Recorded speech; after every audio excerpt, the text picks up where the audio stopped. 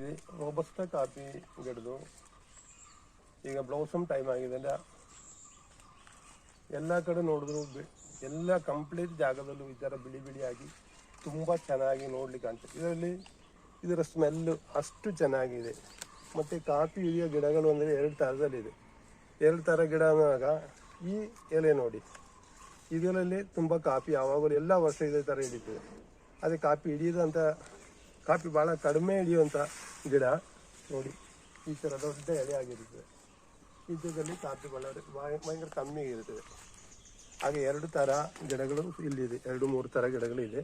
ಅದರಲ್ಲಿ ಕಾಫಿ ಜಾಸ್ತಿ ಆಗುವಂಥ ಇದೆ, ಅದರ ಎಲೆಗಳಲ್ಲಿ ನಮ್ಗೆ ಗೊತ್ತಾಗುತ್ತೆ. ಎಲೆ ಈ ಥರ ದೋಣಿ ಥರ ಇರ್ತದೆ. ಇಲ್ಲಿ ನೋಡಿ, ಇದು ಎಷ್ಟು ದೊಡ್ಡ ಎಲೆ ಈಗಿರೋದ್ರಿಂದ ಇಲ್ಲಿ ಕಾಫಿ ಯಾವಾಗಲೂ ಕಮ್ಮಿನೇ ಇರೋದು, ಇದು ಜಾಸ್ತಿ ಇರುತ್ತೆ. ಮತ್ತು ಇದರ ಹೂವು ಅಂತ ಹೇಳಿದ್ರೆ ತುಂಬ ಎಲ್ಲ ಕಡೆ ಬೆಳ್ಳಿಗೆ ಆದ್ದರಿಂದ ಅದು ಮಾತ್ರ ಅಲ್ಲ, ಏನಂದರೆ ಇದು ಹೂವು ವಾಸನೆ ತುಂಬ ನಮಗೆಲ್ಲ ಖುಷಿ ಆಗ್ತಾ ಉಂಟು. ಯಾರಾದರೂ ಒಂದೊಟ್ಟು ಒಬ್ಬೊಬ್ಬರಿಗೆ ಇದು ಹಿಡಿಯೋದಿಲ್ಲ, ಏನೋ ಇರಿಟೇಷನ್ ಆಗುತ್ತೆ ಆ ಥರ. ಈ ಕಾಫಿ ವಿಶೇಷಗಳದಾದರೆ ಈ ಕಾಫಿ ಇವಾಗ ನಾವು ಹೂವು ಆಗಿದ್ದರೂ ಕೂಡ ನೆಕ್ಸ್ಟ್ ಇಯರ್ ಆದರೆ 27ನೇ ಸಾಲಿಗೆ ಇದನ್ನು ಕುಯ್ಯಲಿಕ್ಕಾಗುತ್ತೆ. ಅಷ್ಟರವರೆಗೆ ಇದು ಕಾಫಿ ಆಗ್ತಾಯಿದೆ.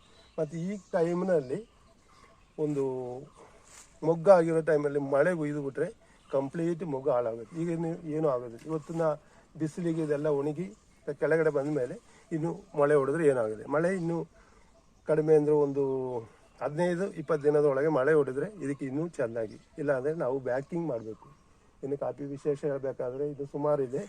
ಈಗ ನಾನೊಂದು ಪುಟ್ಟ ವಿಡಿಯೋ ಮಾಡಿದೆ ಅನಿಸಿ, ಕಾಫಿ ಹೂವಿನ ಬಗ್ಗೆ ಒಂದು ಪುಟ್ಟ ವಿಡಿಯೋ ಮಾಡಿದೆ ಅನಿಸಿ. ಓಕೆ.